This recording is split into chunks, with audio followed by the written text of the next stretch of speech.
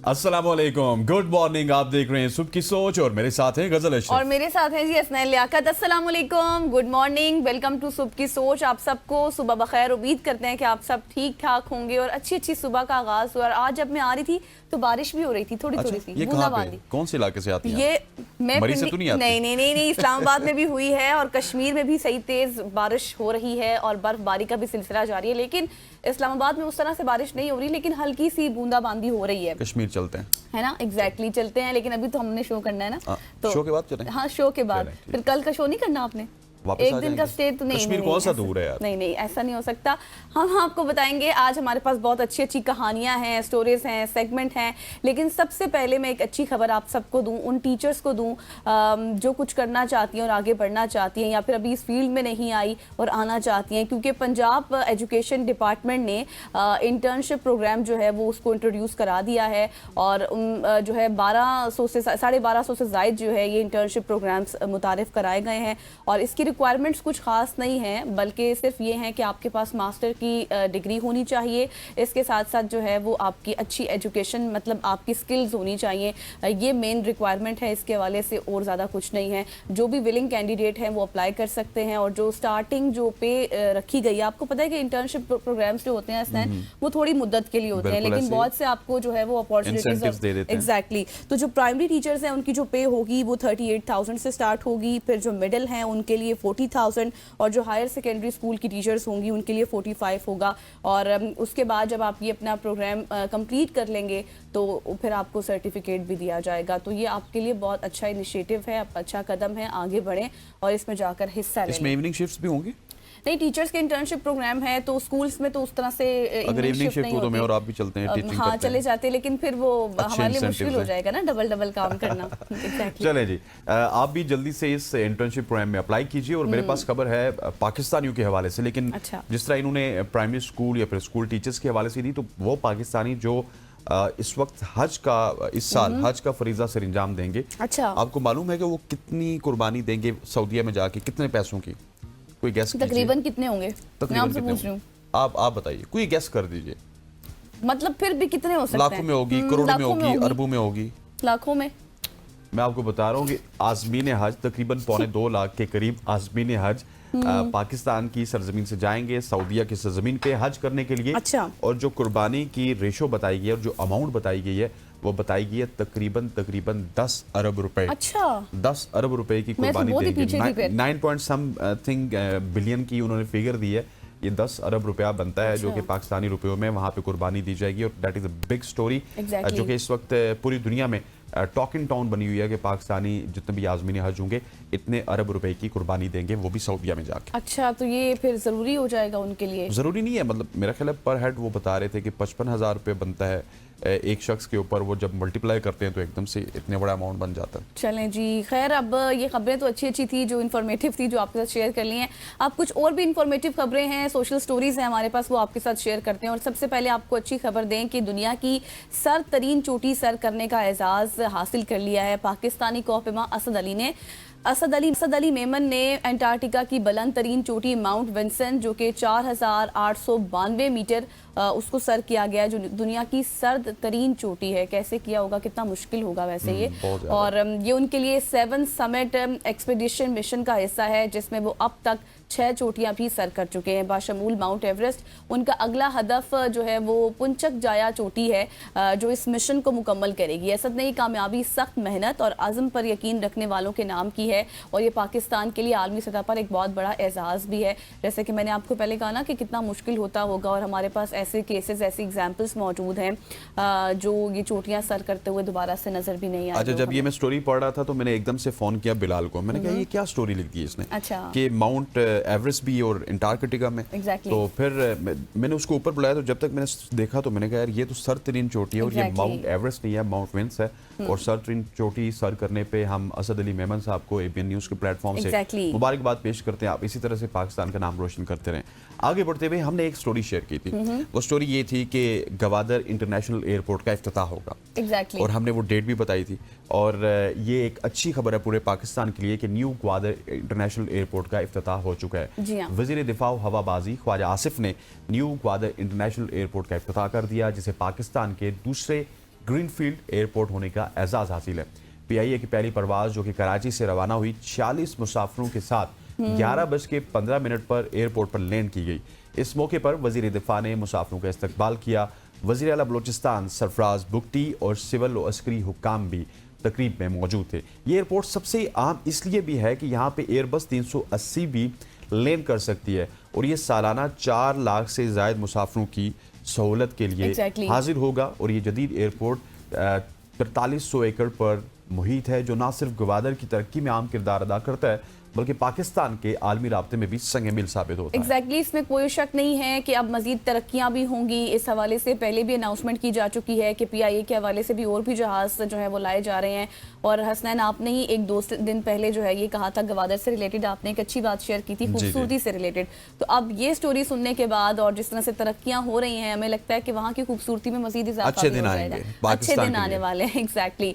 अब चलते हैं जी लाहौर, और लाहौर में आपको बताएं कि एक बहुत बड़ा कदम उठाया गया है लाहौर गवर्नमेंट की जानिब से, और ये कहा गया है कि मतलब उन्होंने एक अच्छे इनिशिएटिव जो है मुतारिफ करा दिए हैं और ये यकीनी तौर पर बहुत अच्छा कदम है। कदम ये है कि पंजाब हुकूमत ने लाहौर की ट्रैफिक को मुनज़्ज़म करने के लिए मोटरसाइकिल और साइकिल सवारों के लिए खुसूसी लैन मुतारिफ करवा दी है। उमूमन हमने देखा है कि एक हुजूम सा होता है ना ट्रैफिक का, कुछ पता नहीं होता। बाइक वाले, गाड़ियों वाले, ट्रक वाले, बसों वाले, सब आगे पीछे, तो बहुत ज़्यादा खतरात होते हैं, किसी भी हादसे का, एक्सीडेंट की सूरत हाल पैदा हो जाती है। तो ये किया गया है कि अब वज़ीर आला मरियम नवाज़ की क़यादत में शुरू किया गया इस प्रोजेक्ट को, जिसका पहला मरहला फैज़पुर रोड पर 10 किलोमीटर तक मुकम्मल हो चुका है। ग्रीन कलर की ये बाइकर लेन बैनुल-अक़वामी मयार के मुताबिक है, जो ना सिर्फ हादसात की शरह को कम करेगी बल्कि ट्रैफिक की रवानी भी मददगार साबित होगी। और शहरी इस कदम से पुरुमीद है कि ये ट्रैफिक के मसाइल हल करने और महफूज सफ़र को फ़रोग देने में भी कामयाब होगा। बिल्कुल ऐसी है, दैट इज़ वेरी गुड। हमने पूरी दुनिया में देखा है कि बाइकर्स के लिए अलग लाइन्स होती हैं, लेकिन अब ये भी देखना होगा कि जिस तरह आपने फिरोजपुर रोड का जिक्र किया, वहां पे इस लाइन को बिछा दिया गया है, तो बाइकर्स किस हद तक इस लाइन पे रहेंगे और दूसरी गाड़ियां किस हद तक इस लाइन से दूर रहेंगे, क्योंकि कुछ जिम्मेदारियां इंसान की अपनी भी होती हैं। कुछ जिम्मेदारियां हम पे भी होती है। जिस तरह कल डॉक्टर साहब आए थे ना, तो उन्होंने कहा था कि किसी को अगर कोविड का केस सामने आ जाता तो अब ये उसकी जिम्मेदारी है। अब क्योंकि वास्ट लेवल पे या फिर मैसिव लेवल पे कोविड नहीं है तो आपने खुद को खुद क्वारंटीन करना है। तो अब ये लेन बन चुकी है, तो इसका ख्याल बाइकर्स ने भी करना है, इसका ख्याल गाड़ी वालों ने भी करना है। और इंटरनेशनली हम जब भी देखते हैं कोई लेन मुख्तस होती है तो उस पर अगर दूसरी कोई भी गाड़ी आ जाए तो उसको चालान होता है। तो यहाँ पे आप कोई कैमरास लगा दें या फिर ट्रैफिक पुलिस को बता दें, ताकि क्योंकि इम्प्लीमेंटेशन के लिए ना ये बहुत लाजमी होगा कि आपने मॉडर्नाइजेशन की तरफ जा रहे हैं और हुकूमत हमें लेकर जाना चाह रही है, तो आपको भी जाइए थोड़ा सा अपनी जो है ना पार्टिसिपेशन दिखाएं। ऐसा ना करें कि आप फिर जो वही बात है कि इधर उधर चल करते रहें। चलें जी, आगे बढ़ते हुए फिर बात करते हैं अब किसकी, क्रिकेट। मैं कुछ नहीं कह सकती भाई, शो सोशल स्टोरीज हो और उसमें क्रिकेट की बात ना हो। सोशल स्टोरीज में भी क्रिकेट, उसके अलावा आज जब से मैंने इनको बोलना शुरू कर दिया ना, तो थोड़े से ये हो गए हैं कि अब शुरू में इतनी क्रिकेट की बात नहीं करते, अलग से सेगमेंट में बात कर लेते हैं। बिल्कुल ऐसी है जी। पाकिस्तान के लिए सुनील गावस्कर जो कि भारत के मशहूर क्रिकेटर हैं, उनकी बहुत ही जबरदस्त पेशगोई आई है। भारतीय क्रिकेटर लेजेंड सुनील गावस्कर ने पाकिस्तान को ICC चैंपियंस ट्रॉफी 2025 जीतने के लिए फेवरेट करार दे दिया। उन्होंने कहा कि पाकिस्तान की मजबूत बैटिंग और बॉलिंग लाइन, तजर्बाकार खिलाड़ियों और नौजवानों की जोशीली तवानाई की तारीफ की। गावस्कर की इस पेशगोई से शायकीन क्रिकेट के दरमियान जोश व खरोश पैदा हुआ और पाकिस्तान के हालिया जो शानदार खेल है उन्होंने दुनिया भर के माहिरीन क्रिकेट को मुतासिर किया। और उम्मीद है कि टीम पाकिस्तान बेहतरीन कारकर्दगी दिखाएगी, क्योंकि जो चैंपियंस ट्रॉफी है वो है 50 ओवर के फॉर्मेट में, और 50 ओवर के फॉर्मेट में पाकिस्तान की जो हालिया परफॉर्मेंसेस है वो बहुत ही दीदनी है, और उम्मीद करते हैं कि पाकिस्तान आगे भी जाके इस तरह से परफॉर्म करेगा। ऐसा ही है। और इन्होंने जब ये इंटरव्यू दिया तो उन्होंने 2023 का जो वनडे वर्ल्ड कप था ना, जिसमें भारत का था, तो वो भी उसका भी जिक्र किया। और उन्होंने कहा ना ही ऑस्ट्रेलिया ना ही भारत बल्कि पाकिस्तान फेवरेट है। अब ये लोग वो खुद बातें कर रहे हैं जिन्होंने इतनी ज्यादा कंट्रोवर्सी क्रिएट की थी चैंपियंस ट्रॉफी को लेकर। और फिर उन्होंने कहा कि भारत जो है वो अपने पिछले 10 मैचेस तो जरूर जीता था लेकिन फाइनल हार गया था। तो किसी भी टीम को उसके अपने होम ग्राउंड पर हराना थोड़ा सा मुश्किल होता है, लेकिन पाकिस्तान इसके लिए फेवरेट है। तो आगे बढ़ते हैं जी, आगे बढ़कर आपको बताते हैं एक बहुत ही अच्छी खबर है। आप सुनेंगे तो शायद आपको हंसी आए, क्योंकि आप थोड़ा इन चीजों से मर्द हजरात थोड़ा सा दूर रहते हैं। क्या हुआ? बच्चों से जो है ना, आपने अब डायपर जब चेंज करना होगा तो इजाजत लेनी होगी। बच्चा अगर 2-3 महीने का हो जी हाँ, फिर भी आपने उसको इशारे किनारों में जिस तरह भी बच्चा माँ की लैंग्वेज समझ सकता है वो आपने बताना है। तो इसकी वजह क्या है? वो वजह मैं आपको बताती हूँ। माहरीन ने ये बात की है, उन्होंने तजवीज़ करते हुए कहा कि वालिदैन बच्चों के डायपर तब्दील करने से पहले उनसे इजाज़त तलब करें। यह अनोखा ख्याल बच्चों में एहतराम और खुद मुख्तारी का एहसास को फ़रोग़ देता है। हालांकि ये बात अजीब सी लग सकती है, लेकिन माहिरीन ने यह भी कहा है कि ये अमल वालिदैन और बच्चों के दरमियान ताल्लुक को मजबूत बनाने और जिस्मानी खुद मुख्तारी का शऊर पैदा करने में मददगार साबित हो सकता है। वालिदैन के लिए ये नया नुक्ता नज़र है और बच्चे जो हैं वो ज़हनी सेहत पर मुस्बत असर भी डाल सकता है, बच्चों की कॉन्फिडेंस पैदा हो जाता है बच्चों में। ये क्योंकि बच्चों का सब्जेक्ट है तो इन्होंने पहले ही कह दिया कि इसमें मैं कोई इतनी ज़्यादा इनपुट नहीं दे सकता। तो मैं बच्चों के सब्जेक्ट पे तो इनपुट नहीं देता, लेकिन बड़ों का एक सब्जेक्ट है जिसके हवाले से मैं इनपुट देता हूँ। एलन मस्क का डिग्री के बगैर सॉफ्टवेयर इंजीनियर्स की भर्ती का ऐलान। क्या ही बात है भाई, इनकी तो बड़ों की बात कर दी ना मैंने। एलन मस्क ने सॉफ्टवेयर इंजीनियर्स की भर्ती का ऐलान किया, लेकिन उसमें डिग्री की कोई शर्त नहीं है।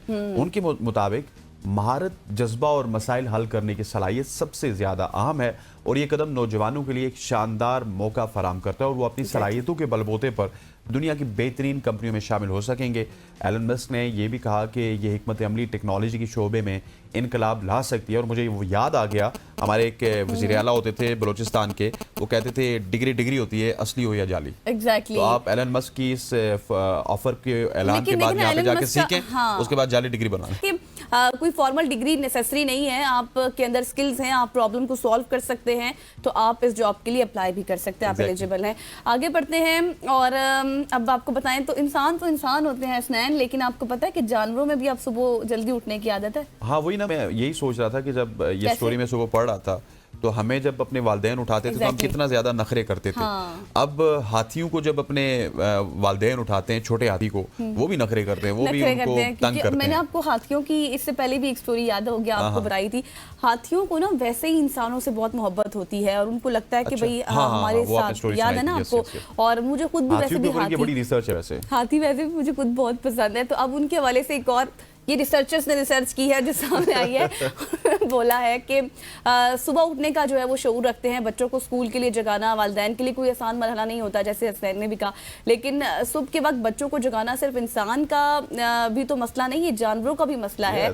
और ये जो वीडियो इस वक्त आप देख रहे हैं ना स्क्रीन पर, आपको नजर आ रहा होगा कि किस तरह से वो हाथी जो है वो अपने नन्हे से बच्चे को जो है वो जगाने की भरपूर कोशिश, हथनी होगी वो कर रही है, लेकिन नन्हा मियाँ तो अपनी नींद के मजे लेते हुए सो रहे हैं और बिल्कुल जो है वो आराम से सो रहे हैं और उनको कोई फिक्र, कोई परेशानी नहीं है कि मैंने उठना है, मुझे कोई उठा रहा है, मुझे स्कूल जाना है, मुझे कोई काम करना है। बिल्कुल ऐसे ही ये मंजर ना सिर्फ दिलचस्प था बल्कि इंसानों के लिए एक सबक भी था कि तुम तो इंसान हो, कम से कम तुम तो वक्त पर जाग लिया करो, क्योंकि अगली बारी अगर कोई हाथी के बच्चे को जगाते देखे तो शायद खुद ही वक्त पर उठने की कोशिश भी करे।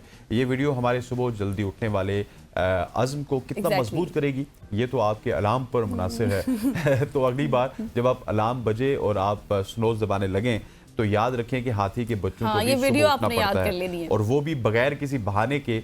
अगर हाथी अपने बच्चों को जगा सकते हैं तो आप क्यों नहीं जाते? क्योंकि उन्होंने कुछ जॉब करनी नहीं होती, कुछ कमाना होता नहीं है, तो वो अगर जा सकते हैं तो हमने तो जॉब भी करनी है, स्कूल भी जाना है, हॉस्पिटल भी जाना है। वैसे भी इंसान का कोई ना कोई तो मकसद होता है ना, किसी मकसद के लिए इस दुनिया में है। बिल्कुल, और हमारे यहाँ पे मकसद है ब्रेक लेने का। सो ब्रेक लेते हैं खवातीन, ब्रेक के बाद वापस आएंगे। Will be right back after very short break, stay with us. नाज़रीन, इस सेगमेंट में हम बात करेंगे एक ऐसे इंकशाफ की जिसने तालीमी निज़ाम में शफाफियत पर सवालिया निशान खड़े कर दिए हैं, क्योंकि पंजाब के ज़िला पाकपतन में सरकारी स्कूलों में तालिबे इल्मों के बोगस दाखिलों का इंकशाफ हुआ है, जिसमें ऑडिट डिपार्टमेंट ने 2021 की रिपोर्ट में उसको मशकूक करार दे दिया है। रिपोर्ट में ये बताया गया कि तहरीक इंसाफ की हुकूमत के दौरान 58% दाखिलों का रिकॉर्ड फराहम नहीं किया, जबकि सिर्फ 42% दाखिलों का नादरा से तस्दीकशुदा रिकॉर्ड मिला है। और ऑडिट डिपार्टमेंट की जानिब से बार बार दरख्वास्तों के बावजूद भी दाखिलों का मुकम्मल रिकॉर्ड फराहम नहीं किया गया। ये मामला पब्लिक अकाउंट कमेटी के पास भी चला गया है, जिसमें उनके नोटिस में आया और अब इसकी तहकीकात भी शुरू हो चुकी हैं। ये सूरत हाल तालीम के मैदान में शफाफियत के फुकदान की तरफ इशारा भी कर रही है और एक अहम सवाल भी उठाती है कि आखिर ये रिकॉर्ड क्यों गायब है, इसके पीछे क्या वजूहात हैं। बिल्कुल ऐसी है। इसी हवाले से जानते हैं मजीद तफसीलात, हमारे साथ अली नासिर मौजूद हैं लाहौर से। क्या कुछ तफसीलात हैं, और ये काफ़ी मेरे ख्याल अरसे से इसकी फिर तहकीकात चल रही थी कि पाकिस्तान तहरीक इंसाफ के दौर में ये कुछ हुआ और अभी ये आके सामने आ रही हैं। जी बिल्कुल, साबिक खतून अव्वल बुशरा बीबी के जिले पाकपतन में तालिब इल्मों के सरकारी स्कूलों में दाखिलों का रिकॉर्ड मशकूक करार दिया गया है। पब्लिक अकाउंट्स कमेटी ने इसके ऊपर तहकीकात का आगाज कर दिया है। ऑडिट डिपार्टमेंट की 2021 की रिपोर्ट में जिला पाकपतन में सरकारी स्कूलों में बोगस दाखिलों का इंकशाफ सामने आया है। बानी पीटीआई की वजारत उज़्मा के दौरान जिला पाकपतन में सरकारी स्कूलों में 58% दाखिले का रिकॉर्ड ना मिल सका। ऑडिट डिपार्टमेंट के जिले पाकपतन में सरकारी स्कूलों के दाखिले के रिकॉर्ड के लिए कई मरासले लिखे गए। ऑडिट डिपार्टमेंट के बार बार रिकॉर्ड तलब करने के बावजूद इनको ये रिकॉर्ड फराहम नहीं किया गया। ऑडिट डिपार्टमेंट को जिला पाकपतन में सिर्फ 42% दाखिलों का नादरा से रिकॉर्ड मिल सका। 58% का रिकॉर्ड नहीं दिया गया, सिर्फ 42% दाखिलों का नादरा से रिकॉर्ड मिला है। ऑडिट डिपार्टमेंट ने 58% तालिब इल्मों के दाखिलों का रिकॉर्ड ना मिलने पर इस मामले को मशकूक करार दे दिया है और ऑडिट डिपार्टमेंट ने जिला पाकपतन में सरकारी स्कूलों में तालिब इल्मों की मशकूक दाखिले की रिपोर्ट इस वक्त पंजाब असेंबली को भिजवा दी है। ऑडिट डिपार्टमेंट ने जिला पाकपतन में सरकारी स्कूलों के तमाम दाखिलों को दोबारा जांच पड़ताल करने की सिफारिश भी की है। पब्लिक अकाउंट्स कमेटी ने जाली दाखिलों के मामले की तहकीकात इस वक्त शुरू कर दी है। अच्छा अली, ये बताएं कि आप बता रहे हैं कि रिपोर्ट तो भिजवा दी गई है पंजाब असेंबली में और ये भी कहा गया है कि तहकीकात शुरू करें, लेकिन क्या ऑडिट डिपार्टमेंट ने मुतल्लिका कुछ जो लोग हैं उनके खिलाफ कार्रवाई की सिफारिश की? एग्जैक्टली जी बिल्कुल, अभी तक कार्रवाई का अमल शुरू नहीं किया जा सका। अभी ये सिर्फ रिपोर्ट पंजाब असेंबली में भिजवाई गई है और उसके बाद फर्दर कोई कानून पास होगा तो उसके बाद ही कार्रवाई का अमल शुरू हो सकेगा, क्योंकि अभी उन्होंने इसको मशकूक करार दिया है और जैसे ही कोई आगे पेशरफ्त होती है तो उसके बाद ही कोई कानूनी कार्रवाई की जाएगी, क्योंकि 42% दाखिलों का फिलहाल नादरा से रिकॉर्ड मिला, 58% का नहीं मिला। तो मशकूक होने पर ऑडिट डिपार्टमेंट ने इसकी तहकीकात के लिए पंजाब असेंबली को मरासला लिखा है, फिर वहां पर कोई कानून बनेगा तो उसके बाद ये सारी पेशरफ्त आगे आएगी। लेकिन अभी तक किसी किस्म की किसी के खिलाफ कोई कानूनी कार्रवाई जो है वो अमल में नहीं आई और कोई मतलब नोटिफाई भी नहीं किया गया कि किसकी वजह से या उस दौर पे जो जो एहलकार थे, अफसरान थे, वो अभी तक खुलेआम फिर रहे हैं, उनके हवाले से कुछ भी नहीं किया गया? जी बिल्कुल, अभी तक जैसा कि मैंने बताया किसी किस्म की अभी तक कोई कार्रवाई नहीं आई, मशकूक करार दिया गया है, क्योंकि अब भी फर्दर जो है इन्वेस्टिगेशन शुरू होगी। पंजाब असेंबली में ये मामला बैठेगा, बहस शुरू होगी और इसके बाद ही पंजाब असेंबली की तरफ से कोई कानून पास होगा तो इसके बाद ही कार्रवाई का अमल जो है वो देखने में नजर आएगा। लेकिन अभी किसी के खिलाफ कार्रवाई नहीं की गई है। बस ये कहा गया है कि साबिक दौरे बानी पीटीआई के दौरे हुकूमत में ये मामला जो था वो उठा था और सरकारी स्कूलों में जो रिकॉर्ड चाहिए था वो नहीं मिल सका।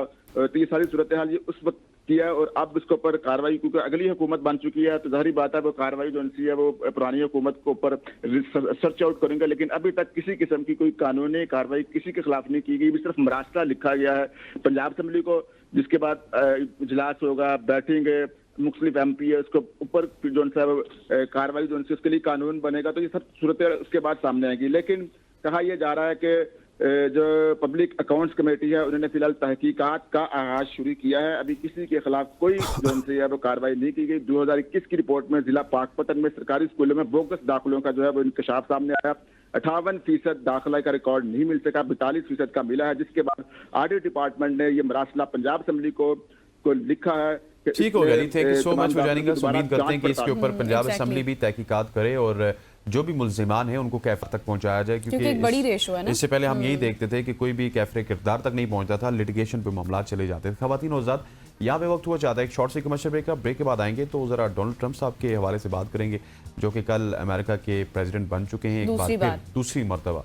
सो उनके हवाले से बात करना फर्ज हो चुका है। स्टे विद अस। एक और मुल्की सियासत पर भी हम बात करेंगे, लेकिन थोड़ा सा आगे चलकर। अभी हम सबसे पहले मुज़ाकरात के अलावा कुछ चल नहीं रहा, क्योंकि अभी कोई बड़ी डेवलपमेंट मैं तो बात नहीं करना चाहता कम से कम। नहीं, मैं तो करना चाहती हूँ। एंड में मीर साहब हैं क्योंकि हमारे साथ ना, तो उनसे एक पॉइंट ले लेंगे, क्योंकि जी बड़ी खबर और बड़ी डेवलपमेंट इस वक्त की ये है कि जो डोनाल्ड ट्रंप साहब हैं उन्होंने अपने ओहदे का हलफ ले लिया है और रियासत-ए मुत्तहिदा अमेरिका में इंतखाबी अमल मुकम्मल होने के बाद की नई क़यादत है जिसने अपनी जिम्मेदारियाँ संभाल ली हैं और डोनाल्ड ट्रंप ने 47वें सदर के तौर पर हलफ ले लिया है। इसके साथ साथ उन्होंने ओहदा संभालने के बाद अपने बहुत से एग्जीक्यूटिव हुक्मनामे भी जारी किए हैं। कैपिटल हिल पर जो हमला किया गया था उसमें तमाम लोगों को माफ़ी दी जा चुकी है, जिसमें आई गेस 1600 अफराद शामिल थे जिनके ऊपर फर्द जुर्म भी आयद हो चुकी थी। फिर जी साथ ही साथ उन्होंने ये भी कहा है कि अब जो है अमेरिका का सुनहरी दौर का आगाज हो चुका है। बिल्कुल ऐसे है, जो भी आता है वो अमेरिका के सुनहरी दौर की बात करता है और दुनिया के सुनहरी दौर की बात करता है। फिर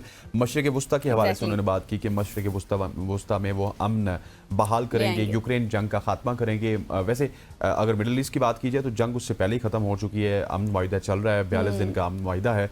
यूक्रेन के हवाले से वो कह सकते हैं कि वहाँ के हालात शायद ठीक होंगे। अब ट्रंप साहब के आने के बाद डेफिनेटली पूरी दुनिया का एक मंजरनामा चेंज होता हुआ हमें नजर आएगा। इसी हवाले से बात करने के लिए हमारे साथ मौजूद हैं, अच्छा जी हमारे साथ मौजूद नहीं है तो हम खुद ही बात कर लेते हैं। एग्जैक्टली और अब देखिए ना इसके खित्ते पे क्या असरात पड़ेंगे, स्पेशली पाकिस्तान पर, क्योंकि ये एक बहुत बड़ा सवाल है। बाकी तो हम सब कुछ देख रहे हैं, इंडिया के साथ थोड़े अच्छे ताल्लुकात हैं, चाइना के साथ जिस तरह से वो कह रहे हैं टैक्स लगाना है मजीद, और हमने कल टिकटॉक के हवाले से भी खबर शेयर की थी और उन्होंने ट्रंप साहब ने आने से पहले ये कह दिया था कि मैं टिकटॉक के ऊपर पाबंदी ख़त्म करूँगा, लेकिन वो टैक्स का निज़ाम जिस तरह से उन्होंने कहा है कि हमारे यहाँ ट्रेड ज़्यादा होती है, काम ज़्यादा होता है तो टैक्स भी ज़्यादा लगेगा, लेकिन इसके ऊपर पाकिस्तान के ऊपर किस हद तक असर होगा। और पाकिस्तान की जो एक जमात है पीटीआई, जिस तरह से वो कुछ उम्मीदें लगाकर बैठी हुई है, तो उनके अगर देखें मेरी बात सुनिए, अगर देखें आप पीटीआई के पॉइंट ऑफ व्यू से देखिए ना कि उन्होंने बहुत सारी उम्मीदें लगाई हैं, लेकिन अनफॉर्चुनेटली अगर अभी वो अगर डोनाल्ड ट्रंप साहब के साथ उम्मीद लगा रहे हैं और ट्रंप साहब भी उनको उस तरह रिस्पॉन्स नहीं करते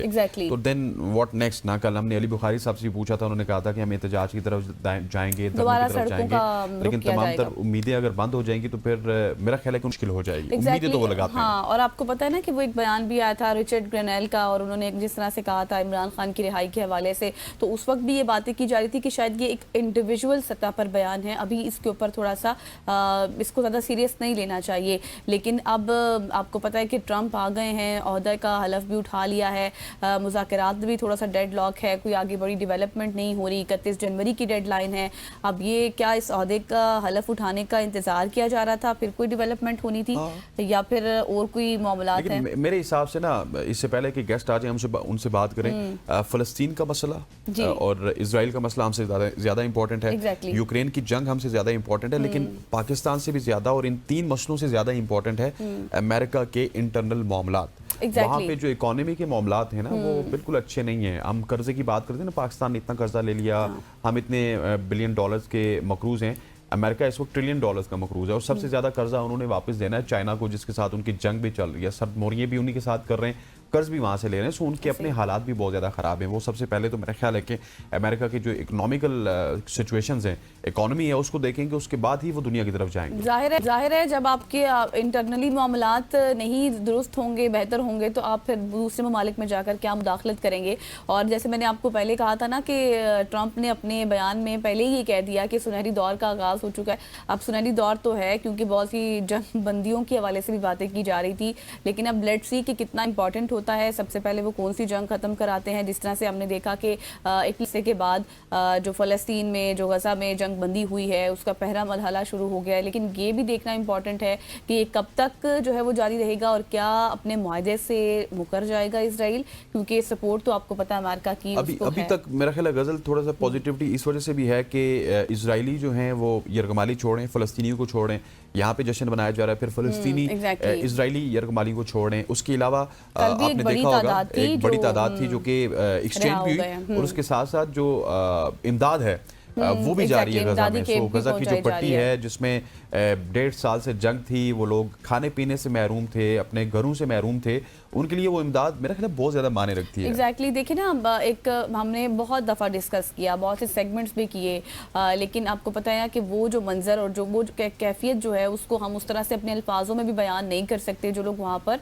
इस चीज़ को सह रहे हैं उनके लिए एक अलग ही चीज़ है, और हम सिर्फ बातों की हद तक ही काम कर सकते हैं और तो कुछ नहीं करते। और दूसरी बात आपको ये भी बताएं कि अब डोनाल्ड ट्रंप ने जिस तरह से उनकी ऑथ टेकिंग सेरेमनी हुई, बहुत ही शानदार वालेहाना उनका इस्तकबाल किया गया। अब देखना यह है कि इनकी पॉलिसीज, जैसे हसनैन आपने भी इससे पहले कहा ना कि उनके इंटरनली मामलात देखना इंपॉर्टेंट है। अब इनकी पॉलिसीज क्या होती हैं, क्या कोई पर्सन स्पेसिफिक होती हैं, पार्टी ओरिएंटेड होती हैं, या फिर हुकूमतों की पॉलिसियाँ तब्दील ही नहीं होती, तो ये सारी सूरत हाल देखना इंपॉर्टेंट होगा आई थिंक। बिल्कुल ऐसी, और जिस तरह आपने कहा ना डोनाल्ड ट्रंप जब आएंगे तो डेफिनेटली देखें अमेरिका है ना, है तो वो चौधरी। अभी तक जितने भी उनके हालात खराब हैं, चौधरी साहब के घर के हालात ठीक नहीं है, चौधरी साहब के घर का अपना चूल्हा बुझ रहा है, इकोनॉमी के हालात शायद वहाँ पे उतने अच्छे नहीं हैं, लेकिन अभी भी अमेरिका में बहुत सारे बिलियनियर्स बैठे हुए हैं जो पूरी दुनिया के जो निज़ाम है ना उसके ऊपर अभी तक उनका कब्जा है। जिस तरह से एलन मस्क हो गए और बहुत सारे बिल गेट्स हो गए, सारे के सारे वहाँ से हैं, और बहुत बड़ी बड़ी कंपनीज अभी तक अमेरिका से हैं। सो चौधरी साहब ये नहीं है कि बिल्कुल दुनिया से अपनी आंखें बंद कर देंगे, अपने हालात तो वो ठीक करेंगे, लेकिन अगर दुनिया की तरफ बहुत ज़्यादा उन्होंने तवज्जो दी ना कि वापस वो इंटरफेयर करें पाकिस्तान के मामलात पे, वापस वो इंटरफेयर करें अफगानिस्तान के मामलात पे, कोई और जंग छेड़ दें, तो अभी मेरा ख्याल है कि वो इस वक्त इस पोजीशन में नहीं है। कर वो सकते हैं, मतलब चौधरी है ना, तो कर वो सकते हैं। उनको खुमार तो वही सारा पुराना ही है, जिस तरह वो खुमारी में बड़े बड़े ऑपरेशन कर गए। एग्जैक्टली ऐसे ही। और आप देखें ना, जिस तरह भी आपने अफगानिस्तान की बात की ना, तो मुझे यहाँ पर एक और पॉइंट याद आया कि हम जिस तरह से हम कितने रेलिवेंट हैं, ये एक ओपन क्वेश्चन है, क्योंकि अगर हम जियो स्ट्रेटेजिक के लिहाज से देखें तो हमें अफगानिस्तान के लेंस के उस दूसरी लेंस के लिहाज से पाकिस्तान को देखा जाता है, तो ये कितना इंपॉर्टेंट होगा। बट लेट्स सी कि आगे क्या होता है, क्योंकि ऑथ टेकिंग सेरेमनी तो उनकी अच्छे तरीके से हो चुकी है। अब आपको थोड़ा सा ना मुल्की सियासत पे भी हम बात कर लेते हैं। करनी है। गेस्ट तो अभी तक हमारे मेरे ख्याल जाग नहीं रहे, हालांकि हमने वो स्टोरी भी की थी हाथी के बच्चों वाली, और वो जाग सकते हैं तो फिर हम लोग क्यों नहीं जाग सकते। तो अब जिस तरह से आपको पता है ना, इस वक्त बहुत ज्यादा बातें हो रही हैं, डेडलॉक का शिकार हो चुके हैं मुज़ाकरात, और आगे कुछ हो नहीं रही डेवलपमेंट। 31 जनवरी जैसे मैंने पहले भी कहा था, हुकूमत के साथ जो मुज़ाकरात और कुछ बैकडोर मीटिंग्स के हवाले से भी जो है यामीन गंडापुर बात कर रहे थे, NRO के हवाले से बातें की जा रही हैं, डील के हवाले से बातें की जा रही हैं। कल जो हमारे पास लीडर मौजूद थे PTI के, अली बुखारी साहब, तो उन्होंने यही कहा कि हमने तो कोई भी एग्जीक्यूटिव ऑर्डर के हवाले से कभी कोई बात ही नहीं की, लेकिन इन पार्टिकुलर स्टेटमेंट राना सनाउल्लाह की है कि आप जो है वो एग्जीक्यूटिव ऑर्डर के तहत ये कह रहे हैं कि आप किसी भी रिहाई जो इस वक्त इनोसेंट पीपल की बात की जाती है PTI की जानिब से कि उनको रिहा किया जाए, तो फिर दूसरे अल्फाज में तो इसको NRO ही कहा जाता है, और डील की बातें फिर PTI कहती है कि कभी खान साहब ने डील नहीं की है। और ये मैं आपको बताऊं कि कल मैं सुन रहा था अता तारड़ साहब को और बहुत सारे मुस्लिम लीग नून के रहनुमाओं को और फिर पाकिस्तान तहरीक इंसाफ के रहनुमाओं को, तो मुझे कुछ ना कुछ पॉजिटिविटी लगती है जब ये एक टेबल पे बैठते हैं ना, तो डेफिनेटली वाइब्स शेयर होती हैं, फिर एक दूसरे का पॉइंट ऑफ व्यू शेयर होता है, तो वहाँ पे पॉजिटिविटी लग रही थी। कल मैं अता तारड़ साहब को सुन रहा था, उन्होंने कहा कि अली अमीन गंडापुर साहब का जो मीटिंग्स में रवैया था वो बहुत ही ज़्यादा अच्छा था, और बहुत सारे लोगों के उन्हें नाम लिए कि उनका रवैया बहुत अच्छा था। फिर जब पाकिस्तान तहरीक इंसाफ वाले बात करते हैं तो वो अयाज सादिक साहब की बड़ी तारीफ करते हैं, वो अता तारड़ की बड़ी तारीफ करते हैं कि इनका रवैया बहुत ही मुस्बत था, ये चाहते हैं कि हमारे असीरान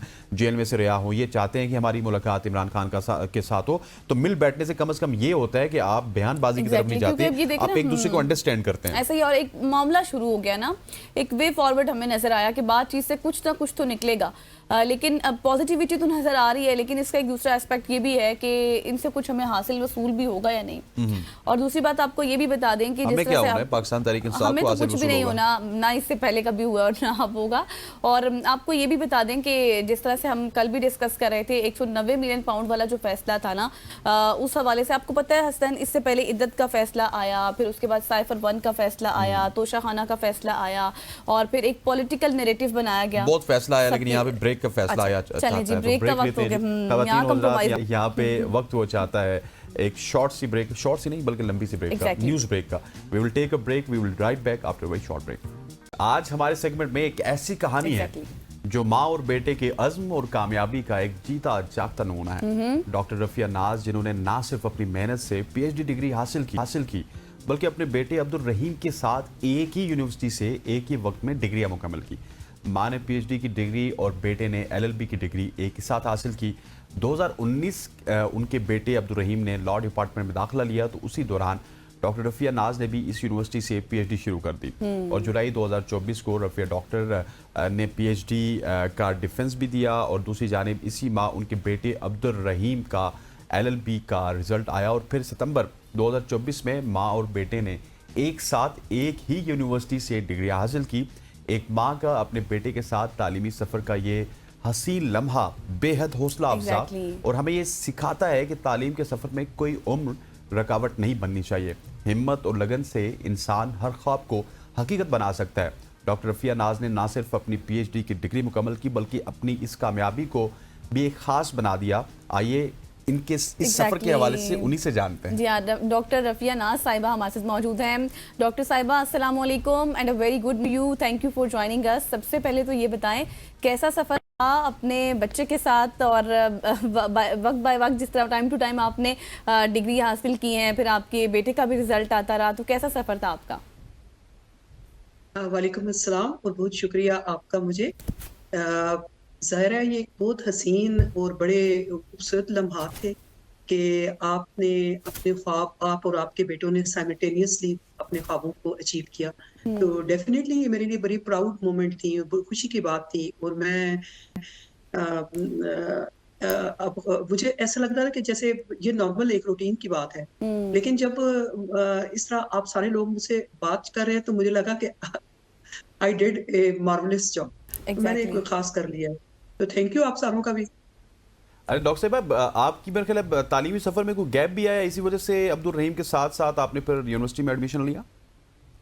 नहीं, इस तरह है कि मेरा गैप बिल्कुल भी नहीं आया। अच्छा। जब मेरी शादी हुई थी तो मैं चूंकि अपने वालिदैन की बेटियों में बड़ी बेटी थी और मेरी शादी हो गई थी फर्स्ट ईयर में, और आपको पता है मैं खैबर पख्तूनख्वा के एक डिस्ट्रिक्ट एबटाबाद से ताल्लुक रखती हूँ। एबटाबाद अब प्रोग्रेसिव है as compared to other parts of Khyber Pakhtunkhwa, लेकिन मेरी एक फैमिली जदून फैमिली, एक ट्रेडिशनल फैमिली, एक रवायती फैमिली थी। तो अच्छा। मेरा जब शादी हुई फर्स्ट ईयर में, जी जी जी, जी जी डॉक्टर साहिबा, तो इससे शादी पहले हम आपस में जब डिस्कस कर रहे थे तो मैंने भी हसनैन को यही कहा, मैंने कहा शायद डॉक्टर साहिबा की जो शादी है वो थोड़ा जल्दी हुई होगी, इसलिए जो है वो अपने बेटे के साथ साथ उन्होंने तालीम हासिल की। अच्छा ये बताएं कि जब 2019 में आपके बेटे अब्दुल रहीम ने लॉ डिपार्टमेंट में दाखिला लिया तो आपने उस वक्त पीएचडी का आगाज़ किया, उस वक्त आपकी सोच कैसी जी। थी और आपने क्या फील किया कि मैं कर पाऊंगी अपने बेटे के साथ, और घर का फिर जाहिर है घर को भी मैनेज करना होता है? इस तरह है मैडम कि ये मेरे लिए पहला इत्तेफाक नहीं था, क्योंकि जब मैंने अपनी एमफिल में दाखिला लिया था 2011-12 में, तो उस वक्त मेरी दोनों बेटियों ने जो है वो एडमिशन इसी यूनिवर्सिटी में, सेम यूनिवर्सिटी में ले लिया था। और जब 2016 में 15 में इसमें मैंने एमफिल अपना मुकम्मल किया, तो उसके कुछ ही माह बाद मेरी दूसरी बेटी ने जो है वो बीएस कर लिया और एक बेटी ने एमएससी आर्कियोलॉजी किया। तो मैंने दाखला बेसिकली लिया था 2017 में लॉ डिपार्टमेंट में, ना सॉरी एजुकेशन डिपार्टमेंट में। लेकिन चूंकि मेरा जो थी कंपैरेटिव स्टडी थी इंग्लैंड और पाकिस्तान की, तो मुझे gender responsive pedagogy and life skill based education of secondary school students of United kingdom and Pakistan, तो वो ज़ाहिर है बीच में कोरोना का भी एक फेज आ गया था। तो एग्जैक्टली। मेरा वो जो डेटा शेटा था इंग्लैंड से, वो जाके मुझे लेने में थोड़ी सी दिक्कत हुई, लेकिन मैंने ले लिया। तो बेटे ने 19 में लिया, और लेकिन लकीली जो था कि वो अपने डिपार्टमेंट था, मैं अपने डिपार्टमेंट में थे, अपनी अपनी पेस में हम लोग चल रहे थे, साथ मेरी प्रोफेशनल लाइफ भी चल रही थी। तो मुझे जाहिर है जब जुलाई 26 को मेरा डिफेंस हुआ, तो उसी दौरान मेरे बेटे का रिजल्ट आ गया, वो पास हो गया, और हजारों यूनिवर्सिटी ने 14 कम्युनिकेशन के लिए रजिस्ट्रेशन जो है वो करवानी शुरू कर दी। तो ना मेरे बेटे ने मुझसे पूछा कि आप रजिस्ट्रेशन करवा रही हैं, और ना मैंने उनको बताया। लेकिन जिस अच्छा। दिन वो रिजल्ट थी तो मेरा बेटा कह रहा था कि आज मैं भी अपनी डिग्री वसूल करूंगा। मैंने अपने बेटे को बिल्कुल भी नहीं बताया। It was a very pleasant surprise for my son as well, exactly. और साथ मेरे लिए भी। तो इस तरह हम लोगों ने गए और हम लोगों ने एक दूसरे को दोनों ने सरप्राइज दे दिया। जबरदस्त। लेकिन जिस तरह आपने कहा ना कि आपको नहीं पता चल रहा था कि आप कुछ ऐसा कर रही हैं, लेकिन बाद में जब आपने डिग्री इकट्ठे वसूल की, वो फिर सोशल मीडिया की जीनत बनी, अभी आप डिफरेंट टीवी प्रोग्राम्स में भी आती हैं, तो ये बताइएगा कि ये जो सफ़र था, जो जब आप और आपका बेटा खुद यूनिवर्सिटी में जाते थे, उस वक्त भी कोई इस सफ़र में आपको यूनिकनेस लगती थी? आप डिफरेंट तो थी दूसरे लोगों से?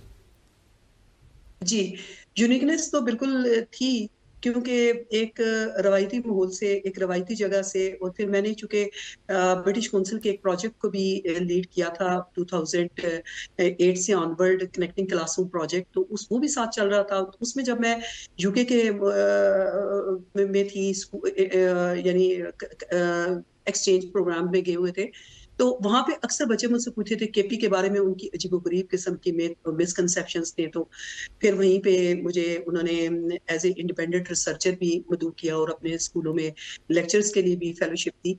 तो उस टाइम ना, मैं जब लोग मुझसे पूछते थे केपी ऐसा कैसा, तो मेरे दिल में एक चीज आ रही थी कि मैं लोगों को का और पाकिस्तान का रोशन चेहरा बताऊं।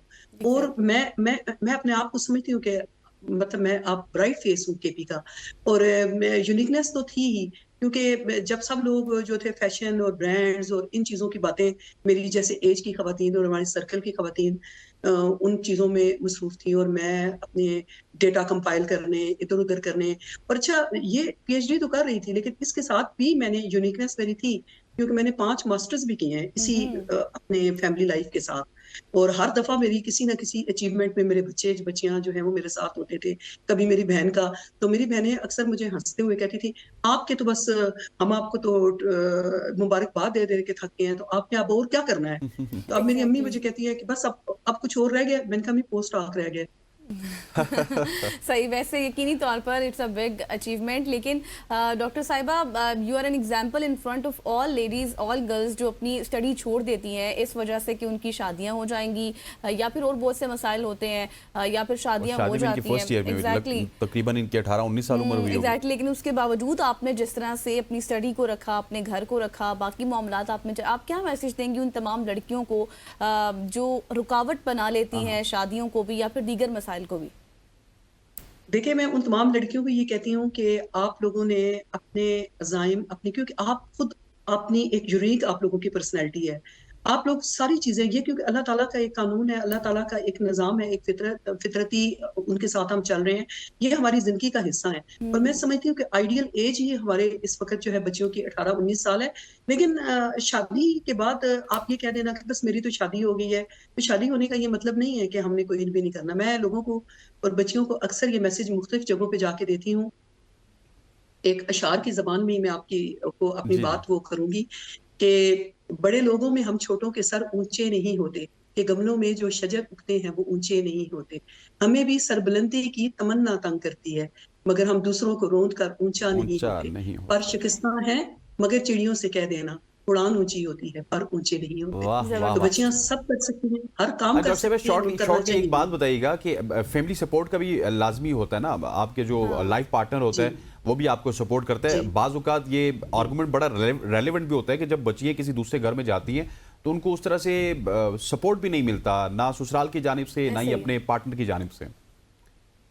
मैं आपको बिल्कुल ऑनेस्टली स्पीकिंग कहूँ तो कि शुरू में थोड़ा-सा थे, उनके भी कुछ थी रिजर्वेशन। कि रिजर्वेशन। शायद मैं मैनेज नहीं कर पाऊँगी, शायद मैं टाइम नहीं कर पाऊँगी। तो मेरे वालिद की बहुत बड़ी सपोर्ट थी, क्योंकि वो खुद एडवोकेट थे, पढ़े लिखे थे और बेटियों को पढ़ाना चाहते थे। तो उन्होंने मुझे कहा कि मैं आपको फाइनेंशियली भी सपोर्ट करूँगा, बस आपने जो है उन पे। तो मैंने कोशिश ये की थी कि मैं अपने ससुराल है उनके लेवल पे रहूँ ना, यानी मैं कोई ऐसी वहाँ बड़ाई वाली या इस तरह का कोई हरकत ना करूँ कि जो आने वाली बच्चियों के लिए जो है वो मसाइल खड़े करें। तो मैंने फिर आखिर में मेरे हस्बैंड की भी बहुत सारा सपोर्ट मेरे साथ डेफिनेटली वो थी। लेकिन इस सपोर्ट को हासिल करने के लिए जो है आपको अपने दिल को मारना पड़ता है। एग्जैक्टली। आपको आपको उनकी जो चीज़ें उनको पसंद है, उनको करना पड़ता है। और मैंने इसी तरह किया। तो उनका एतमाद हासिल किया, यूनिवर्सिटियों में गई, को एजुकेशन में पढ़ा। तो ज़ाहिर है वो उनको एक था मेरे ऊपर वो बड़े फ़ख्र महसूस करते थे और अब वो बहुत खुश होते हैं। बल्कि मैं पिछले दिनों को थोड़ी-सी वो भी हो रही थी कि बस बहुत ज़्यादा वो हो गया है। तो मेरे हस्बैंड कहते हैं कि नहीं, ये बड़ी खुशी की बात है और तुम्हें ये मैसेज जो है वो सबको देना चाहिए कि औरतें सब कुछ कर सकती हैं। लेकिन ये है कि अपनी ख़ानदानी रवायात, अपनी माशरती जो हदूद है उनको सामने रख। एग्जैक्टली ऐसा ही है, और माँ की गोद से लेके कब्र तक इल्म हासिल करो, चाहे इसके लिए तुम्हें चीन क्यों ना बिल्कुल। जाना पड़े। Thank you so much doctor साहिबा, आप हमारे साथ मौजूद थी और छोटा सा सेगमेंट था आपके साथ, लेकिन बहुत सारे मैसेजेस थे हम बिल्कुल। सब के लिए। यहाँ पर वक्त हुआ एक ब्रेक का, और ब्रेक के बाद हम दोबारा से मज़े सेगमेंट्स आपके साथ शेयर करेंगे। स्टे विद अस। हम बात करेंगे एक ऐसे अहम मौजू की जो ना सिर्फ खवातीन बल्कि हर फर्द के लिए ज़रूरी है। Exactly. और वो है सेल्फ डिफेंस, यानी खुद का तहफ़्फ़ुज़ आपने कैसे करना है। और मौजूदा दौर की बात की जाए, जब ख़तरात बहुत ज़्यादा बढ़ चुके हैं और गैर महफूज हालात का सामना किसी भी वक्त आपको करना पड़ सकता है, तो हमें सेल्फ डिफेंस की टेक्निक्स नहायत अहमियत का हामिल हैं और उनको जी। सीखना चाहिए। चाहे वो ख़वातीन हों, बच्चे हों, मर्द हों। सेल्फ डिफेंस ना सिर्फ जिस्मानी तौर पे महफूज बनाता है बल्कि ज़हनी तौर पे भी आपको मजबूत बनाता एग्जैक्टली ऐसा ही है। और हमारे साथ मौजूद है शेहान आकाश, जो कि एक माहिर सेल्फ डिफेंस ट्रेनर हैं। आज हम उनसे जानेंगे कि किस तरह हम रोज़मर्रा की अपनी ज़िंदगी में हालात में अपना दिफा कर सकते हैं और ऐसी कौन सी टेक्निक्स अपनाई जा सकती हैं ताकि हम मुश्किल वक्त में अपनी और अपने प्यारों की हिफाजत यकीनी बना सकें। Thank you so much for joining अस शेहान। सबसे पहले तो ये बताएं, जिस तरह से हसनैन ने कहा कि आज के इस दौर में हर फर्द के लिए डिफेंस जो है, सेल्फ डिफेंस ज़रूरी है, और ख़ास तौर पर ख़वातीन की अगर मैं बात करूँ तो किस तरह से उनकी तरबियत की जा सकती है? देखिए जी, बहुत शुक्रिया सबसे पहले आपको मधु करने को और इतना ज़बरदस्त टॉपिक रखने के लिए। आप आए दिन न्यूज़ चैनल्स खोल के देखते हैं या अखबार उठा के पढ़ते हैं तो Exactly. आपको ऐसे वाक़यात नज़र आते हैं जहाँ पे ख़वातीन या बच्चों के साथ जिनसी ज़्यादती या कभी कोई चीज़ छीन की, इस तरह के वाक़यात हैं। तो उसके अंदर अवेयरनेस देना ख़वातीन को बहुत ज़रूरी है, क्योंकि ख़वातीन हर शोबे में आगे आ रही हैं और बहुत तेज़ी से आगे आ रही हैं। एग्जैक्टली मुझे नहीं लगता कि कोई ऐसा शोबा हो जिसमें ख़वातीन नहीं है। उनको ट्रैवलिंग भी करनी है, उनको बाहर भी निकलना है, और अब सिचुएशन ऐसी है कि मेल हजरात भी इतने बिजी हैं कि उन्हें अपनी फैमिली को अलाउ करना पड़ता है कि आप ट्रैवल करें, बच्चों को स्कूल लेकर जाएं, इस तरह की चीज़ें। तो इस सारे सिनेरियो के अंदर उनको सेल्फ डिफेंस सीखना बहुत ज़रूरी है। अच्छा, जब सेल्फ डिफेंस की बात होती है तो ख़वातीन थोड़ा सा डर जाती हैं कि हम कैसे सीखेंगी और ये सारा कुछ कैसे होगा। ये दो चीज़ें हैं। एक तो जो अगर आप क्लब लेवल पे जाके सीखते हैं तो वो आपको पूरा कोर्स करना पड़ता है, बेसिक आपने स्टेज करना है और स्टेप बाय स्टेप आगे बढ़ना है। लेकिन हम लोग जो करवाते हैं, जो ट्रेनिंग्स हमारी होती हैं, हम ये दावा करते हैं कि अगर कोई 1 घंटे की वर्कशॉप हमसे अटेंड करे तो वो उसका सारा डर हम निकाल देंगे। बेसिकली सेल्फ डिफेंस कोई बहुत बड़ी 1 घंटे में सेल्फ डिफेंस कोई बहुत बड़ी चीज़ नहीं है। इसके अंदर कुछ वीक पॉइंट्स होते हैं, कुछ प्रेशर पॉइंट्स होते हैं जिनको हमने सीखना होता है, और उसके अंदर कुछ टेक्निक्स आप खुद से भी बना सकते हैं। ये बहुत कम मास्टर्स हैं जो आपको ये बात बताते हैं, क्योंकि ये रोजी रोटी भी है लोगों की। तो हम इस चीज़ के ऊपर काम कर रहे हैं और अल्हम्दुलिल्लाह पिछले 15 साल से अवेयरनेस पे काम कर रहे हैं। शान, जिस तरह आपने ख़वातीन की बात की, मैंने इंट्रो में बात की थी कि अब मर्द हजरात के लिए भी बहुत ज़्यादा इंपॉर्टेंट हो चुका है। मतलब अब मर्द उस तरह के मर्द नहीं रहे, हर बंदा तगड़ा नहीं है, बहुत ज़्यादा जो है ना वो क्या कहते हैं, नई जो ब्रीड आ रही है वो बर्गर्स वगैरह खा के काफ़ी ज़्यादा कमज़ोर ब्रीड आ रही है, तो उनके लिए सेल्फ डिफेंस सीखना बहुत ज़रूरी है। देखिए, मर्द जो है वो है ही इसलिए कि वो अपनी फैमिली को, अपने घर को प्रोटेक्ट करे। अगर वो नहीं कर सकता तो वो मर्द नहीं है, ठीक है जी। तो आप अब टाइम इस तरह का आ गया कि आप ट्रैवल करते हैं, आपको बहुत सारी इस तरह की चीज़ें देखने को मिलती हैं जिसमें आप अपने आप को सिक्योर फील नहीं करते हैं। माज़त के साथ एक टाइम था जब हम ईद के ऊपर और ऐसे त्यौहार के ऊपर अपनी फैमिलीज़ को लेकर बाहर निकलते थे और फैमिलीज़ होती थी और बड़ी खुशी से हम जाते थे। ऐसा ही है। लेकिन अब कोई, मुझे नहीं लगता कि पाकिस्तान में ऐसा त्यौहार है जिसके ऊपर आप अपनी फैमिलीज़ को लेकर बाहर निकल सकें, इन खास इवेंट्स के ऊपर, इन खास इवेंट्स के ऊपर जो हमने सेलिब्रेट करना है वो। तो उसके लिए मर्द का सीखना भी बहुत ज़रूरी है, क्योंकि आए दिन आप देखते हैं कभी आपका मोबाइल छीन जाता है, कभी आपकी गाड़ी छीन जाती है, और सबसे ज़्यादा जो ज़रूरी है कि अगर आप अपनी फैमिली के साथ ट्रैवल कर रहे हैं तो कोई जुल्म का बढ़ता हुआ हाथ आपकी तरफ है, अगर आप उसे तोड़ नहीं सकते हैं तो रोक ज़रूर सकें। Exactly. अच्छा शेहान, ये बताएं कि आपने अपने इस सफ़र का आगाज़ कैसे किया था, क्योंकि आप बता रहे हैं ऑलमोस्ट 15 साल आपको हो गए हैं। कोई ट्रेनिंग्स वगैरह आपने भी ली थी या फिर खुद से ही आपने सब अपने रूल्स बनाए? नहीं, मुझे ये सीखते हुए जो है तकरीबन 27 साल हो गए। मैं 10 साल का था जब मैंने ये शुरू किया, और पिछले 15 साल से मैं सेल्फ डिफेंस की ट्रेनिंग्स करवा रहा हूँ। इसका मकसद ये था कि मेरी जो वालदा थी वो एक सोशल एक्टिविस्ट थी, और उनसे मुझे देखकर ये चीज़ का शौक़ हुआ कि लोगों की हेल्प की जाए। और गोया कि जब ये मैंने काम शुरू किया तो मैं फ़ाइनेंशली इस स्टेज पे नहीं था कि मैं किसी की हेल्प कर सकूँ, तो मैंने ये सोचा कि अगर मैं फ़ाइनेंशली हेल्प नहीं कर सकता हूँ तो जो मेरे पास स्किल्स हैं हम दूसरों को वो सिखाना शुरू करें, वो बांटना शुरू करें। तो ये एज़ वॉलंटियरली हमारा ये सफ़र शुरू हुआ था, जिसके अंदर बहुत सारी चीज़ें आई। फिर APS के अंदर जब बम ब्लास्ट हुआ तो उसके बाद हमने जो है स्कूल्स के अंदर रेस्क्यू बच्चों को करना सिखाया, इस तरह की चीज़ें की। फिर जितने इस तरह की केसेस जिनका नाम सुन के बंदे का दिल फट जाता है, जैसे तैयबा केस, ज़ैनब केस, नूर मुकद्दम, मोटरवे सानिया, कराची में छुरा मार, तो इन तमाम केसेस के ऊपर मैंने काम किया। वो काम ये था कि जब इंटरनेशनल मीडिया ने इसको हाईलाइट किया कि पाकिस्तान के अंदर ये हो रहा है, तो हमने यहाँ से जो हमारा नेशनल मीडिया था उसने मेरी बहुत ज़्यादा इसमें हेल्प की। हमने यहाँ पे सेल्फ डिफेंस वर्कशॉप अरेंज की स्कूल्स के अंदर, कॉलेजेस के अंदर, यूनिवर्सिटीज़ के अंदर, जहाँ जहाँ ख़वातीन काम करती थी वहाँ हमने जो है ये सिखाने की कोशिश की। जैसे अभी आपके हाथ में पेन है तो आप पेन से क्या कर सकते हैं, अगर आपके पास कोई की है तो आप उससे क्या कर सकते हैं। जो आपको मोबाइल फ़ोन है ये लोग आपसे छीन सकते हैं, क्या मोबाइल फ़ोन से आप सेल्फ डिफेंस कर सकते हैं। तो इस तरह की बेतहाशा वर्कशॉप, ये 100 से ज़ायद वर्कशॉप हो चुकी हैं। फिर जब मेरी वाइफ मेरे साथ इसमें इन्वॉल्व हो गई, वो आपकी बच्ची भी इन्वॉल्व है? जी, मेरी बच्ची भी इन्वॉल्व है। मेरी वाइफ पहले बैक स्टेज हमेशा रही, जहाँ पे ख़वातीन के सेशन होते थे। मोटरवे वाले इंसिडेंट के बाद मेरी वाइफ ने मुझसे इज़हार किया कि जी मैं ऑन कैमरा आना चाहती हूँ और ऑन स्क्रीन आपके साथ ये चीज़ें करना चाहती हूँ।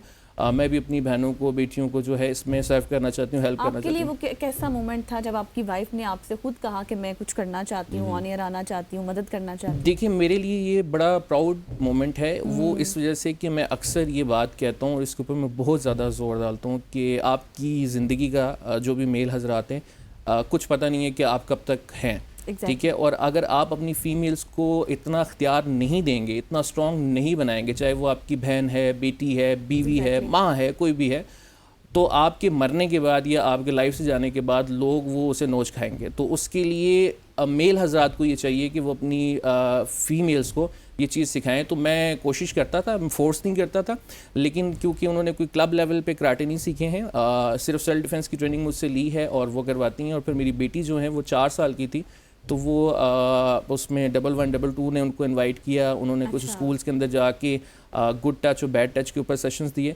तो अब माशाल्लाह वो 8 साल की, पिछले 4 साल से, हाँ 4 साल से वो गुड टच और बैड टच के ऊपर मुख्तलिफ स्कूल में वैसे जाती है। आखिरी वक्त चल रहा है, मुझे ये बताइएगा कि if somebody have gun in their hand और वो आपको डरा रहे हैं या फिर आपसे कुछ चीज़ ले रहे हैं, तो इसमें सिंपली आपको क्या करना चाहिए हमारी ऑडियंस के लिए? हमारे पास कुछ ऐसी टेक्निक्स हैं, इंशाल्लाह मैं अगर हम दोबारा इस प्रोग्राम में आए तो मैं डेमो करके दिखाऊंगा। उसके अंदर ये है कि अगर आपकी कोई क्लोज है तो आप गन उससे छीन सकते हैं, लेकिन हम रेकमेंड ये करते हैं कि ये सारी ट्रेनिंग सिखाने के बाद कि अगर कोई आपसे आपका मोबाइल मांगता है, आपसे पैसे मांगता है, वो दे के अगर आपकी जान बचती है तो दे देना चाहिए, लड़ना नहीं चाहिए।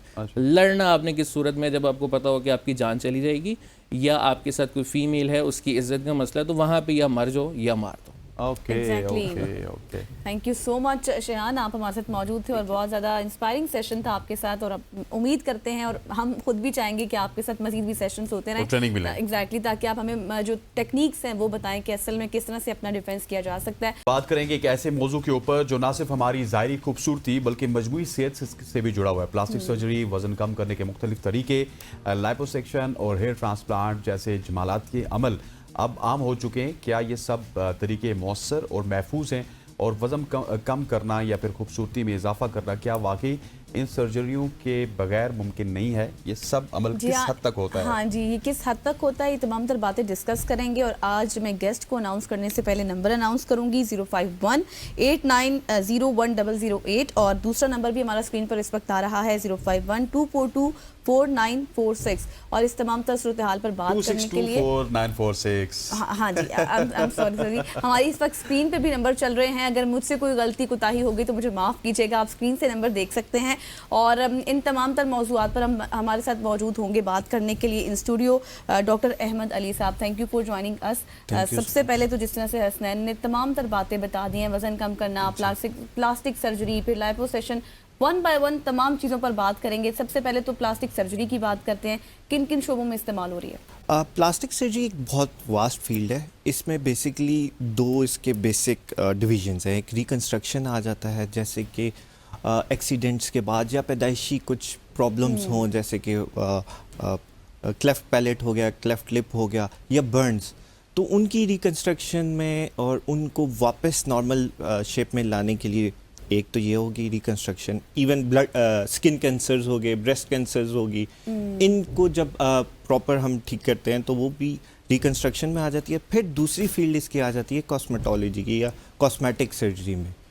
उसमें फिर tummy tuck, liposuction, hair transplant, rhinoplasty, face lift, ये सारी चीज़ें आ जाती हैं। और नॉन सर्जिकल में थ्रेड्स, फिलर्स, बोटॉक्स, बहुत कुछ, काफ़ी वास्ट फील्ड है और उसके अंदर बहुत कुछ आ जाता है। अच्छा, ये बताइए कि जिस तरह मैंने आपको आते साथ पूछा कि हम आज किसकी बात करेंगे, वजन कम करने Exactly. की, क्योंकि हर शख्स का कोई ना कोई प्रॉब्लम होता है। हम थोड़ा सा भी खाते तो हमें लगना स्टार्ट हो जाता है। तो आपके पास सबसे ज़्यादा डिमांड किसकी होती है? स्टैटिक्स की होती है, किसी ने अपना फेस लिफ्ट करवाना होता है, या फिर वजन कम करने की होती है? क्या केसेस ज़्यादा आते हैं? आजकल अगर मैं देखूं तो लाइपोसक्शन या वेट या बॉडी शेप लाने के लिए सर्जरीज के लिए ज़्यादा ट्रेंड है। सेकेंडली हेयर ट्रांसप्लांट भी बहुत कॉमनली परफॉर्म होता है। अच्छा डॉक्टर साहब, ये बताएं कि लाइपोसेक्शन का भी आपने जिक्र किया, जिसको हम बॉडी कंटोरिंग भी कहते हैं। जी एग्जैक्टली। तो इसमें कोई साइड इफेक्ट है? क्योंकि अक्सर लोग घबराते हैं, क्योंकि इसमें एक कोई स्पेसिफिक एरिया होता है जिससे चर्बी निकालने वाला सीन होता है। exactly. तो ये इंसान का कोई साइड इफेक्ट होता है उस पर? लाइपोसक्शन में बेसिकली यही है कि एक स्पेसिफिक एरिया की चर्बी निकाली जाती है मेडिकली। लाइपोसक्शन होती है एक सक्शन मशीन के साथ, एंड वो काफ़ी सेफ प्रोसीजर है। इसमें हम जब कंसल्टेशन करते हैं तो उसमें हम अच्छी खासी हिस्ट्री लेते हैं, डिटेल बात की जाती है। तो अगर पेशेंट थोड़ा सा भी हमें कुछ प्रॉब्लम फील हो रही हो तो उसको सर्जरी नहीं करते। लेकिन जब एक दफ़ा सर्जरी प्लान कर ली जाए तो ये काफ़ी सेफ प्रोसीजर है। साइड इफ़ेक्ट्स तो नहीं कह सकते, कॉम्प्लिकेशंस कह सकते हैं। इसकी कुछ कॉम्प्लिकेशंस होती हैं, जैसा कि इन्फेक्शन मिनिमल एक चांस है, लेकिन उसके लिए अगर अच्छी ओटी हो, केयर अच्छी की जाए तो वो लेस देन 1% चांस होता है। उसके अलावा अगर लाइपोसक्शन ज़्यादा कर दिए तो वो फाइब्रोसिस या वो स्किन को ख़राब कर सकता है, तो इसी वजह से अगर चले लाइपोसेक्शन को यहीं से कंटिन्यू करेंगे। इस वक्त हमारी कॉलर हमारे साथ मौजूद है, अस्मा, हमारी रेगुलर कॉलर हैं। अस्मा, अस्सलाम वालेकुम, कैसी हैं आप और आपका सवाल क्या है? जी वालेकुम अस्सलाम जी, अस्सलाम वालेकुम आपकी टीम को और आपको। माशाल्लाह से बहुत अच्छा शो कंडक्ट कर रही हैं आप लोग सब।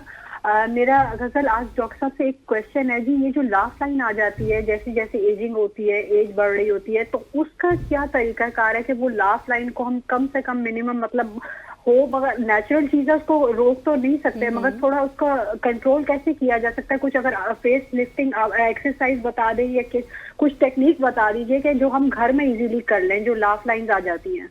चलें जी डॉक्टर साहब।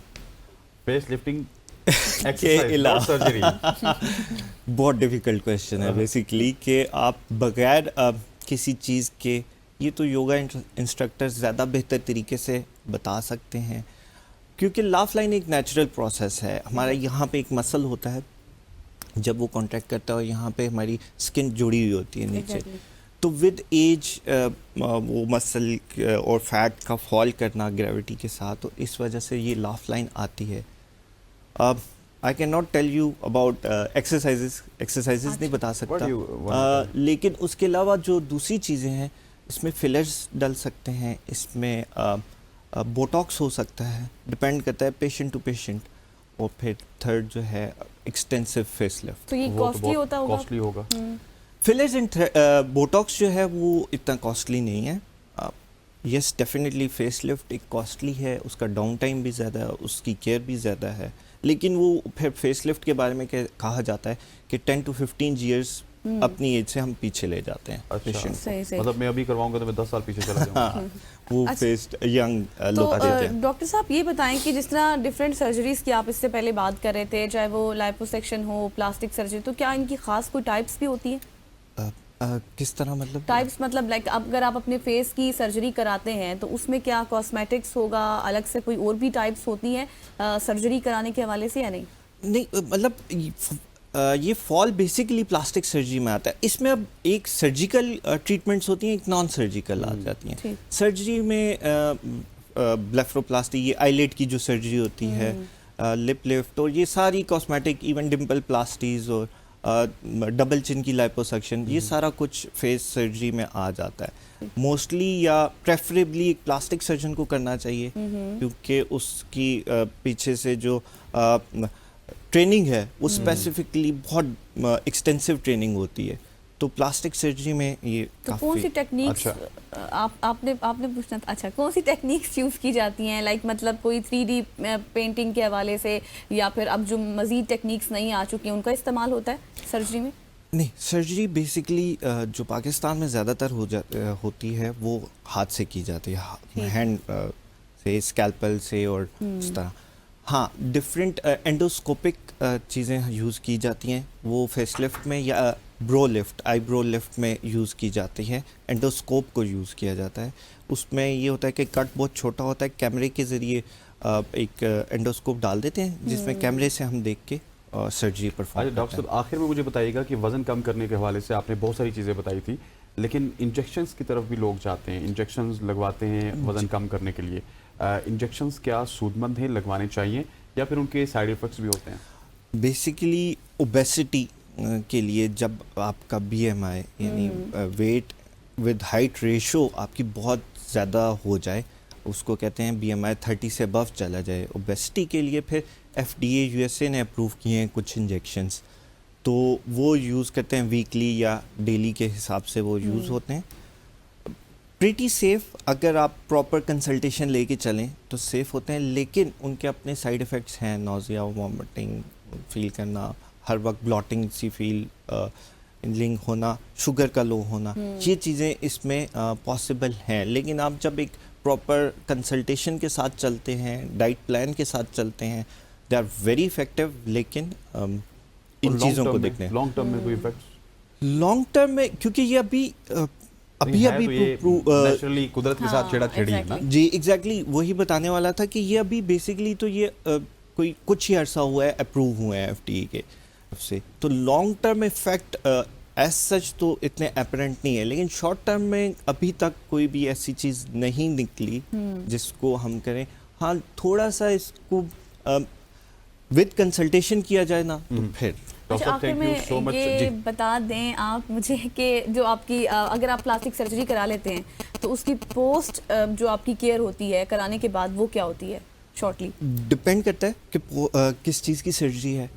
अगर हम एक लैपोसक्शन की बात कर लें तो उसमें फिर कंप्रेशन बेल्ट पहननी पड़ती है, जैसे कि बॉडी सूट होता है, वो 2 मंथ्स तक पहननी पड़ती है। सही। इसी तरह अगर फेस पे कुछ करते हैं तो एकदम स्वेलिंग हो जाती है, तो स्टार्ट में फर्स्ट 24 आवर्स के लिए हम आइसिंग या कोल्ड सही। चीज़ें रखने के लिए करते हैं, और उसके बाद फिर स्लोली ठीक हो गया डॉक्टर साहब, thank you so much for joining us. Thank you ख़वातीन so उस्ताद, आज की सुबह की सोच से इतना ही। मुझे गज़ल को और हमारी पूरी प्रोडक्शन टीम को इजाज़त दीजिए। अल्लाह हाफ़िज़। अल्लाह हाफिज़।